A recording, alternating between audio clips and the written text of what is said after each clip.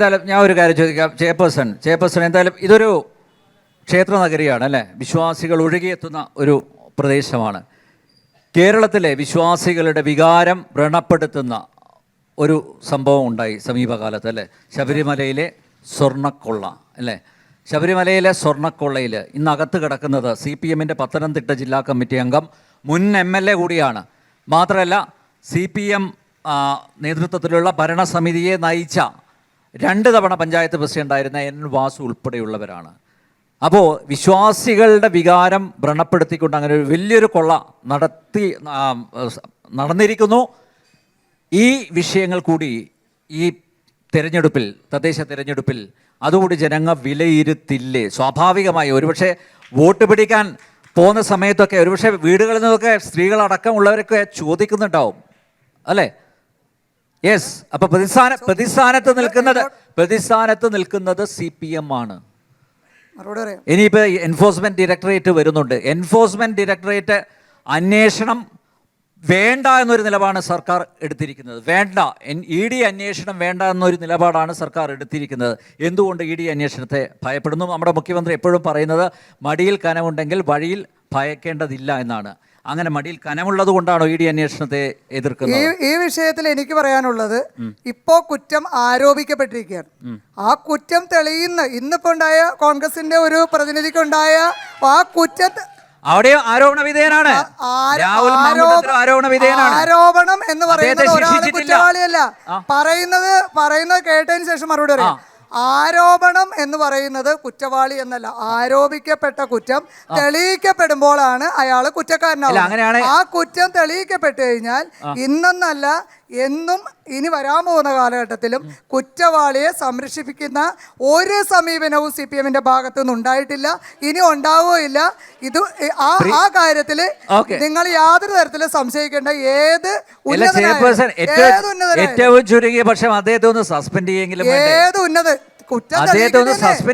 കുറ്റം തെളിയിക്കേണ്ട ഉത്തരവാദിത്തം നമുക്കാർക്കുമല്ല. ആ കുറ്റം തെളിയിക്കപ്പെട്ടാൽ ആരാണോ കുറ്റം ചെയ്ത് അവനെ കൃത്യമായി, ആയിക്കോട്ടെ, രാഹുൽ മാങ്കൂട്ടത്തിൽ MLA ഇപ്പോഴും ആരോപണ വിധേയനാണ്. അദ്ദേഹത്തെ ഒരു ആരോപണ വിധേയൻ കുറ്റക്കാരനല്ല. ആരോപണം തെളിയിക്കപ്പെടുമ്പോഴാണ് അയാൾ കുറ്റക്കാരനാണ്. അതുവരേക്കും ഈ എന്താ പറയാ, രാഷ്ട്രീയ സ്റ്റണ്ടിന്റെ ഭാഗമായിട്ട് നമുക്ക് അങ്ങോട്ടും ഇങ്ങോട്ടും പറയാം, കൂക്കി വിളിക്കാം.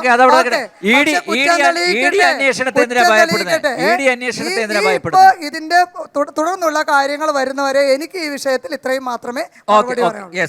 ബഹുമാനപ്പെട്ട ചെയർപേഴ്സൺ പറഞ്ഞ കണക്കാണെങ്കിൽ ഗവൺമെന്റിന് വലിയൊരു തുക ലാഭിക്കാം. ഇവിടെ റിമാൻഡ് പ്രതികളെയാണ് സബ് ജയിലിൽ കൊണ്ടുവരുന്നത്. എല്ലാ സബ് ജയിലും ഇടിച്ച് പൊളിച്ച് കളഞ്ഞേക്കുക അവിടെ. കാരണം തെളിയിച്ചാലും മാത്രമല്ലേ ജയിലിലിടേണ്ട കാര്യമുള്ളൂ. എല്ലാ ആൾക്കാരും പറഞ്ഞു വിടുക, മനസ്സിലായില്ലേ? അതായത് ശുദ്ധ ഭോഷ്കാണ് ഇവിടെ സംസാരിക്കുന്നത്. ആരോപണ വിധേയര് ഇവിടെ എത്ര പേരാ ജയിലിൽ കിടക്കുന്നത്? പ്രതികളാണെന്ന് പ്രഥമ ദൃഷ്ട്യാ തെളിയുന്ന ആൾക്കാരെയാണ് റിമാൻഡ് ചെയ്യുന്നത്, മനസ്സിലായോ?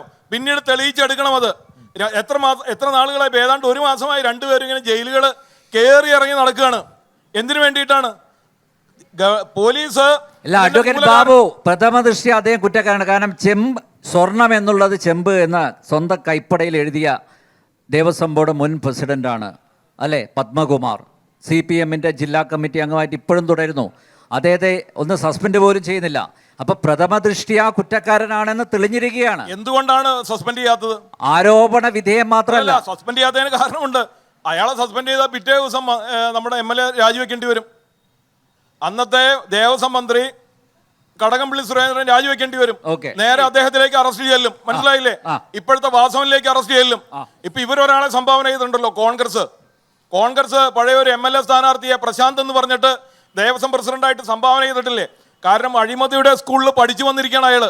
കാരണം എല്ലാ അഴിമതിയും പഠിച്ച് ഒരു സീസൺഡ് കള്ളനെയാണ് ഇപ്പൊ ദേവസ്വം ബോർഡ് പ്രസിഡന്റായിട്ട് വെച്ചിരിക്കുന്നത്. ഇതിനെയൊക്കെ പിടിച്ച് അകത്തിടേണ്ടി വരും. അതായത് ഇതെല്ലാം കൂട്ടുകൃഷിയാണെന്നേ. ഇതെല്ലാം അറിഞ്ഞുകൊണ്ടാണ് അന്വേഷണം നേരെ അജയ് തറയിലേക്കും കൂടെ ചെല്ലട്ടെ, 30 വർഷത്തെ കാര്യങ്ങൾ അന്വേഷിക്കട്ടെ. അപ്പോഴെന്താ നിശബ്ദമായിട്ട് നിൽക്കുന്നത്?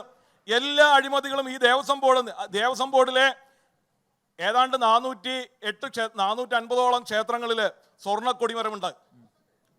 തിരുവിതാംകൂർ ദേവസ്വം ബോർഡിന്റെ എല്ലാം പരിശോധിക്കണം. കള്ളരേഖകൾ ഉണ്ടാക്കി വെച്ചിരിക്കുകയാണ്. പൂർണ്ണത്തെ അല്ല എന്തൊക്കെ നടന്നിട്ടുണ്ടല്ലോ. ഇവിടെ നടന്നിട്ടുണ്ട്. ഇവിടെ എന്താ സംഭവം എന്ന് വെച്ച് കഴിഞ്ഞാല് ശക്തൻ നമുക്ക് ഇതിന്റെ പ്രശ്നം തമ്പുരാൻ എന്താണെന്ന് പണ്ട് വെച്ച് കഴിഞ്ഞാല് നൽകിയ അല്ല ആ കിരീടം പോലും ഇവിടുന്ന് മോഷണം പോയിട്ടുണ്ട്. അല്ല അതിൽ പ്രശ്നം എന്താ അറിയാമോ? അല്ല ഗുരുതരമായിട്ടുള്ള പ്രശ്നം എന്താണെന്ന് വെച്ച് കഴിഞ്ഞാല് ഞാൻ സംശയിക്കുന്നത് ഇപ്പൊ തിരുവിതാംകൂർ ദേവസ്വം ബോർഡ് കുറെ നാള് കൂടിയിട്ട് ഒരു രേഖ കൊടുത്തല്ലോ, അതായത് അവിടുത്തെ സ്റ്റോക്കിനെ സംബന്ധിച്ച്. അതും കളവാണെന്നാണ് ഞാൻ കരുതുന്നത്. കാരണം അതിലെന്തൊക്കെയോ മാൽ പ്രാക്ടീസ് കാണിച്ചിട്ട് നാളെ ഈ കേസ് വിട്ടുപോകാൻ പറ്റുന്ന തരത്തില് രേഖയാണ് ഇവർ കൊടുക്കുന്നത്.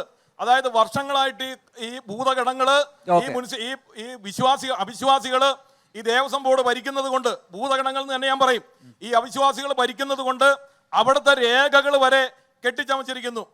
നമുക്കറിയാലോ ചെമ്പുതകിട് ശബരിമലയിലെ ഈ എന്താ പറയാ മോൺസന്റെ ചെമ്പുതകിടൊക്കെ ശരിയാണെന്ന് അംഗീകരിച്ച ആൾക്ക് വാര്യർക്ക് ഇത്തവണ പത്മശ്രീ കൊടുത്തിരിക്കുകയാണ്.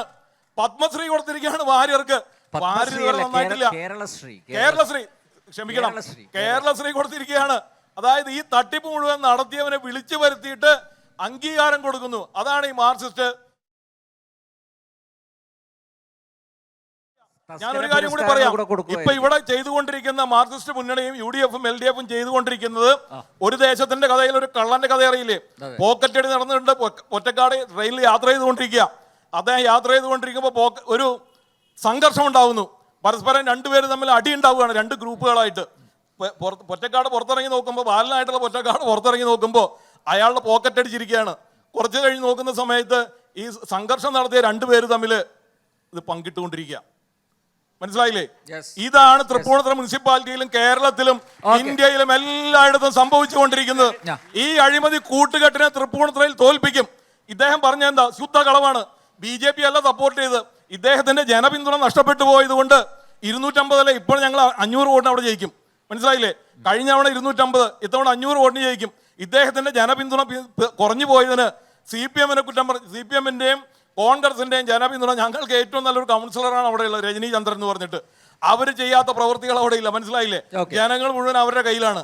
അപ്പൊ അത്രയും ശക്തമായിട്ടൊരു പ്രവർത്തനം നടത്തുന്ന ഒരു സ്ഥലത്ത് മുൻ ചെയർപേഴ്സൺ എന്ന് പറഞ്ഞുള്ള അംഗീകാരം, അങ്ങനെയുള്ള സർട്ടിഫിക്കറ്റ് ഒന്നും ആൾക്കാർ അംഗീകരിക്കാൻ പോകണമെന്നില്ല. കോൺഗ്രസ് ഇപ്പോഴും പറഞ്ഞുകൊണ്ടിരിക്കുന്നത് പഴയ എന്താ പറയാ, തപ്പി നോക്കിയാൽ സാധനം കിട്ടില്ല. മനസ്സിലായില്ലേ? ഇതൊന്നും ഇവിടെ നടക്കാൻ പോണ കാര്യമല്ല. എല്ലാ അഴിമതിക്കും ഇവരും കൂട്ടുനിന്നിട്ടുണ്ട്, ഇപ്പോഴും കൂട്ടുനിന്നുകൊണ്ടിരിക്കുന്നു. ഇപ്പൊ എല്ലായിടത്തും BJP-യെ തോൽപ്പിക്കാൻ വേണ്ടിയിട്ട് രണ്ട് മുന്നണികളും പരസ്പരം ക്രോസ് വോട്ട് ചെയ്യാൻ തീരുമാനിച്ചിരിക്കുന്ന, വേണമെങ്കിൽ ആ വാർഡുകൾ വേണേ പറഞ്ഞുതരാം. ഇതെല്ലാം വളരെ കൃത്യമായിട്ട് ഇവിടെ നടക്കുന്നുണ്ട്. ഒരു കാരണവശാലും BJP-യെ ഇവിടെ അധികാരത്തിലേറ്റാതിരിക്കുക. എന്തായാലും ജനങ്ങളൊന്ന് തീരുമാനിച്ചു. ഈ 17 സീറ്റായി എന്ന് പറഞ്ഞില്ലേ നേരത്തെ, 15 ഒരു വർഷം കഴിഞ്ഞപ്പോൾ തന്നെ ഇവർക്ക് കൊടുത്ത തിരിച്ചടിയാണ്. മുഖത്ത് ചവിട്ടുകയാണ് ജനങ്ങൾ ചെയ്തത്. CPM-ന്റെ സീറ്റാണ് ഞങ്ങൾ പിടിച്ചെടുത്തത്. അതാണ് ഇപ്പൊ ഇവിടെ സംഭവിക്കാൻ പോകുന്നത്. BJP അധികാരത്തിൽ എത്തിക്കാതിരിക്കാനായിട്ട് ഇവിടെ ഈ പരസ്പരം ചെളിവാരി എറിയുന്നതൊക്കെ വെറും കൃത്രിമ നാടകങ്ങളായിട്ടാണ്. അതാണ് യഥാർത്ഥ നാടകം.